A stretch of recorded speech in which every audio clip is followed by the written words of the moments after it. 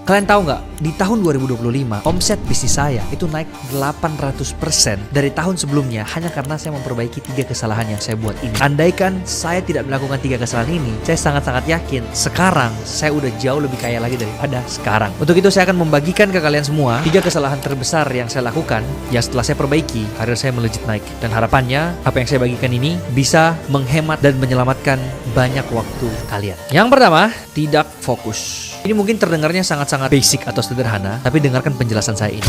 Yang saya maksud dengan tidak fokus, itu adalah target market saya. Jadi, saya mau menargetkan mahasiswa, saya mau menargetkan semua orang. Pokoknya saya mau menargetkan semua orang harus beli barang saya. Padahal faktanya, ketika kamu ingin menargetkan semua orang untuk membeli barangmu, sebenarnya kamu sedang tidak menargetkan siapa-siapa. Nah, untuk itu, fokusnya ini harus jelas. Find the people who value what you have the most. Yang artinya, carilah orang-orang yang bisa menghargai value yang kamu punya yang paling banyak. Kesalahanku yang kedua adalah FOMO atau serakah. Nah, ini nih yang sebenarnya yang paling aku lost atau banyak kerugian dari sini nih. Karena ngelihat kiri, ngelihat kanan, wah kok dia bisa sukses ya dari buat itu ya, ikut deh. Akhirnya waktu yang seharusnya saya pakai untuk influencer akhirnya terpecah lagi ke hal-hal yang seharusnya saya nggak usah lakukan. Ujung-ujungnya returnnya nggak sebesar ketika saya fokus. Dan gara-gara FOMO ini, akhirnya uang yang saya dapatkan dari influencer, dari konten kreator, saya pakai buat invest ke koin-koin meme, ke kripto yang nggak jelas karena pengen cepet kaya. Ujung-ujungnya malah rugi miliaran. Yang harusnya uang itu bisa dipakai untuk hal yang lebih positif, lebih bisa dikembangkan lagi, akhirnya harus loss. Itulah yang terjadi ketika kamu serakah dan FOMO. Dan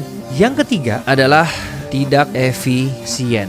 Nah, ini adalah kesalahan yang menurut saya juga sangat-sangat fatal, yaitu saya nggak bisa untuk mengatur waktu dengan baik. Dan sebenarnya sampai sekarang pun saya masih belajar untuk memperbaiki ini secara terus-menerus. Kurang lebih ini sih 3 hal yang menurut saya sangat-sangat krusial untuk seseorang yang ingin scaling up dirinya untuk bisa lebih sukses lagi daripada sebelumnya.